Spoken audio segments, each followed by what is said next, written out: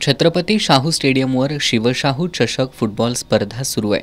आजपासून या स्पर्धेतील उपांत्य फेरीच्या सामन्यांना सुरुवात झाली। आज शिवाजी तरुण मंडळ आणि वेताळमाळ तालीम मंडळ यांच्यात उपांत्य फेरीतील पहिला सामना झाला।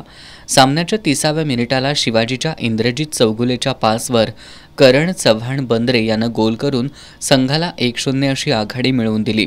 मात्र शिवाजीला ही आघाडी फार काळ टिकवता आली नाही। शिवाजीच्या खेळाडूंना चकवा देत 31व्या मिनिटाला गोल करून वेताळमाळच्या सर्वेश वाडकर यानं सामना 1-1 असा बरोबरीत आणला। त्यानंतर शिवाजीच्या करण चव्हाण बंद्रेनं दुसरा मैदानी गोल करून वेताळमाळ संघावर 2-1 अशी आघाडी घेतली।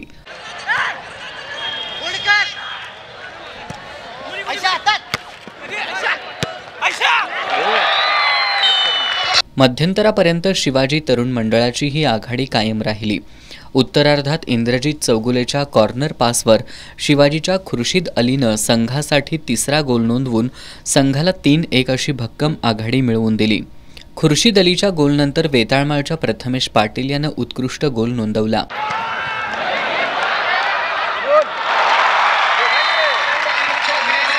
प्रथमेश पाटील पाठोपाठ आकाश माळी यानं गोल नोंदवत वेताळमाळ संघाला बरोबरी साधून दिली।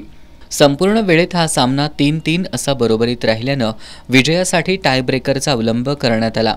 यामध्ये शिवाजी तरुण मंडळाच्या सुयश हांडे, खुर्शीद अली आणि करण चव्हाण बंद्रे यांनी गोल नोंदवले।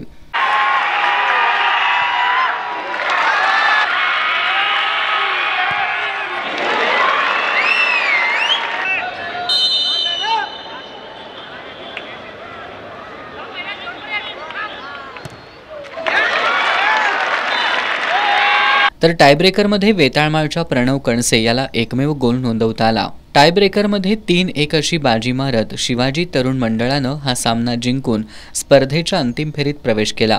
आजच्या सामन्यात शिवाजी तरुण मंडळाचा मयुरेश चौगुले सामनावीर तर वेताळमाळचा प्रथमेश पाटील हा लढवय्या खेळाडू ठरला।